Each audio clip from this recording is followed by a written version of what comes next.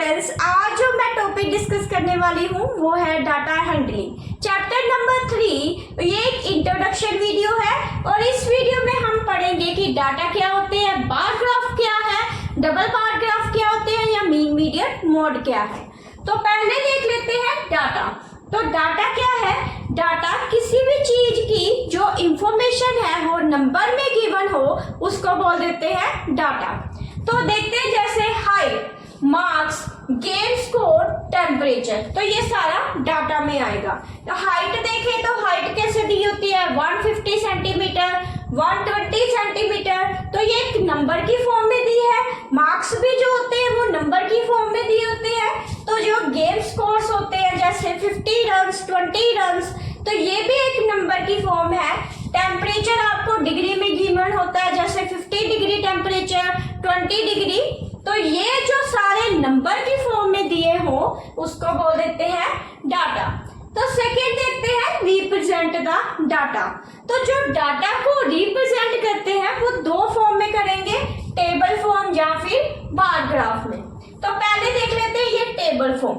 तो table form में यहाँ पे मैंने स्टूडेंट्स के नाम लिखे हुए हैं, जैसे A student, B student, C student. तो यहाँ पे टैली मार्क्स दिए हुए हैं। तो टैली मार्क्स क्या होता है? एक यूनरी नंबर है जो काउंटिंग के लिए यूज किया जाता है। तो इसको अगर देखें तो टैली मार्क्स क्या है? एक ग्रुप है और ए सेट ऑफ द लाइन्स। ये एक ग्रुप की फॉर्म में होगा या फिर सेट ऑफ 5 लाइन्स की रूप में होगा। तो अगर आप यहाँ से चेक करो तो ये जो 1 2 3 4 और ये ऊपर की तरफ यहाँ नीचे की तरफ जो लाइन जा रही है, तो ये टोटल कितने हो गए? 5। ये स्टिक्स दी हुई है 5, 1 2 3 4 और ये 5, तो इसको लिख दिया 5। और 7 को भी ऐसे लिखेंगे, 1 2 3 4, ये 5, ये 6 और ये 7, तो 3 को लिख देंगे 3। तो ये इसका टोटल जो है मार्क्स लिखे हुए हैं। तो इनका जो मैंने प्लस करके कितना लिख लिया? 50। तो अगर टेबल को बार ग्राफ में रिप्रेजेंट करना हो तो सेकंड है ये बार ग्राफ। तो बार ग्राफ में मैंने नीचे स्टूडेंट्स लिखे हैं ए बी सी। तो यहाँ इनके ये जो मार्क्स आए थे तो यहाँ मार्क्स को रिप्रेजेंट किया है। तो ये जो लाइन होगी ओ से लेके यहाँ तक, ये हॉरिजॉन्टल लाइन है जो स्टूडेंट को रिप्रेजेंट करेगी, और ये जो लाइन है ये वर्टिकल लाइन है जो रिप्रेजेंट करेगी मार्क्स को।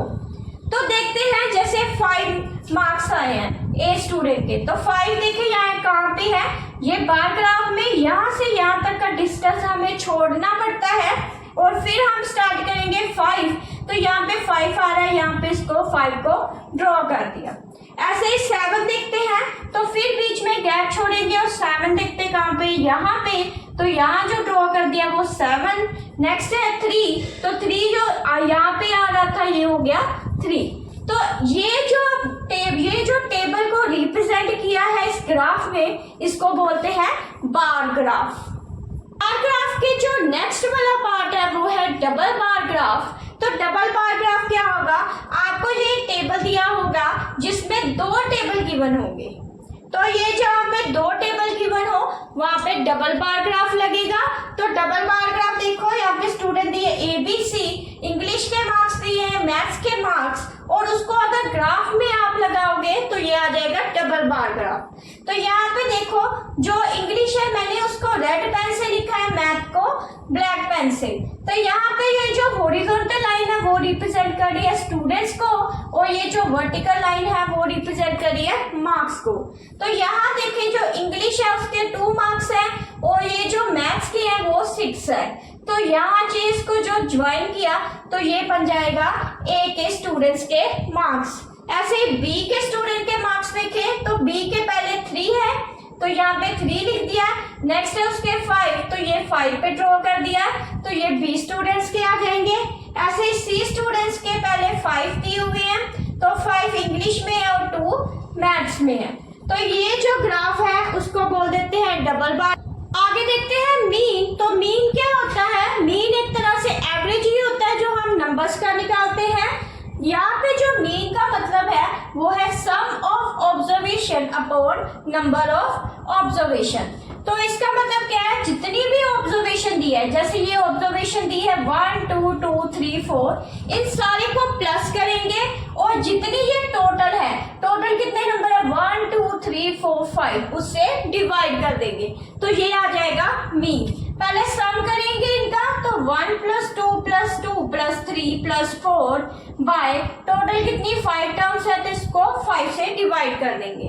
तो प्लस किया 4 + 3 7 + 2 9 9 + 2 11 + 1 12, तो ये आ गया 12/5। तो ये मीन का आंसर आ गया। आप यहाँ पर भी छोड़ सकते हो या फिर इसको डिवाइड कर सकते हो। तो 5 2 का 10, यहाँ पे 20 आ जाएगा, यहाँ पे आ गया 4, तो आंसर कितना आ गया 2.4। तो ये तो निकल आया मीन। आगे हम देखेंगे मीडियन। तो मीडियन क्या होता है, मीडियन होता है सेंटर वैल्यू। जैसे यही ऑब्जर्वेशन लिखी है इसी से करती हूं मैं। यहाँ पे जो ऑब्जर्वेशन दी है 1 2 2 3 4, तो उसका जो मीडियन आएगा वो आएगा सेंटर की वैल्यू। तो सेंटर कैसे निकालेंगे, इन 5 में से जो सेंटर वैल्यू है वो कौन सी निकलेगी 2। अगर मैं इसको कैंसिल करूं, जैसे 1 ये 2 लिखा था और ये 3 और 4, ये 1 और 4 को अगर मैं कैंसिल कर दूं, ऐसे 2 और 3 को कैंसिल कर दूं, तो बीच वाला जो नंबर आएगा वो आ जाएगा मीडियन। तो मीडियन क्या हो गया, उसकी सेंटर वैल्यू। तो ये तो एक मेथड है। मीडियन को निकालने के टोटल 2 मेथड्स है। ये तो आप डायरेक्ट ही ऑब्जर्वेशन में से देख सकते हो, अगर तो ऑब्जर्वेशन ऑड में गिवन हो, तो ऑड में तो ये सीधा ही पता चल जाएगा। अगर आप इसको फार्मूले से करना चाहे तो फार्मूला क्या है, ये जो सेकंड मेथड यूज कर लेंगे वो है n+1/2। तो n+1/2 क्या है, तो n होता है टोटल नंबर। तो नंबर ऑफ जो है कितने दिए 1 2 3 4 5, लिख देंगे 5 + 1/2 6/2, तो ये 3। तो थर्ड जो ऑब्जर्वेशन है, थर्ड ऑब्जर्वेशन देखते हैं कौन सी है। थर्ड ऑब्जर्वेशन यहाँ पे दिया 1 2 3, ये थर्ड नंबर पे दिया था, तो इसका मीडियन आ गया 2।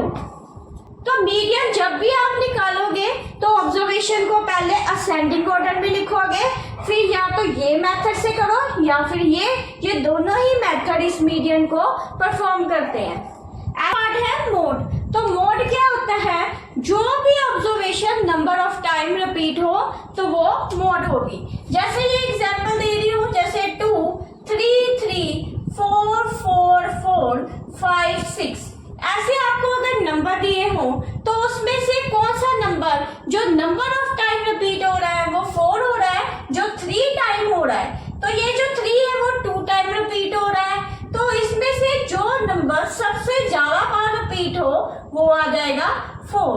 तो यहाँ पे मोड का आंसर कितना आ गया 4। एक और एग्जांपल लिखते हैं, जैसे 2 5 5 6 7 8, तो यहाँ पे मोड कितना आएगा, मोड आएगा 5, क्योंकि जो 5 है वो 2 टाइम्स रिपीट हो रहा है और जो बाकी नंबर है वो एक टाइम ही है, तो इसमें मोड हो जाएगा 5। देखते हैं प्रोबेबिलिटी। तो प्रोबेबिलिटी क्या होती है, किसी चीज की पॉसिबिलिटी, संभावना।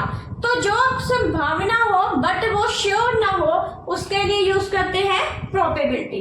जैसे मैंने एक कॉइन है, कॉइन को मैं उसको फ्लिप करती हूँ, तो यहाँ पे उसकी 2 पॉसिबिलिटी आएगी, या हेड आएगा या फिर टेल।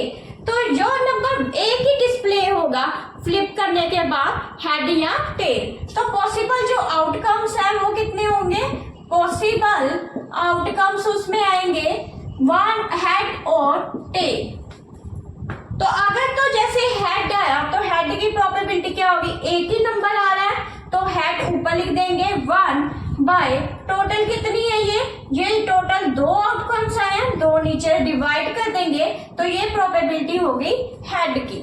ऐसे ही प्रोबेबिलिटी ऑफ टेल की निकालेंगे, तो टेल भी एक ही नंबर फ्लिप करने पे आएगा, टोटल कितने नंबर में से 2 नंबर में, तो ये आ जाएगा कॉइन के टेल की प्रोबेबिलिटी।